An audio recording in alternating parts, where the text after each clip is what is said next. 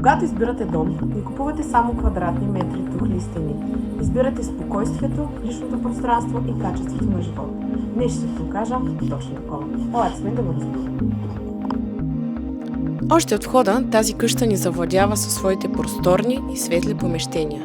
Всекидневната, трапезарията и кухнята заемат изцяло първото ниво и с южна панорамна гледка. Вътрешното стълбище ни отвежда до вторият етаж, където са разположени 3 спални, всяка от тях със собствен санитарен възел. Използвани са само качествени материали. Отоплението е посредством пелетна камина и радиатори във всяка стая, а охлаждането е чрез климатици. Къщата е завършена и изпипана до най-малкия детайл.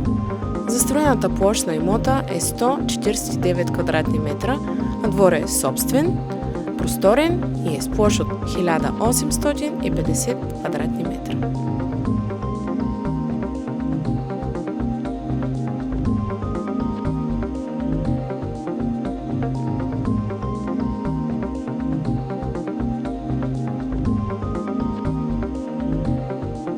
Намираме се в село Зелено дърво, едно от най-живописните села в района. Само на 8 км от град Габрово, в близост до Лозана и природен парк Българка.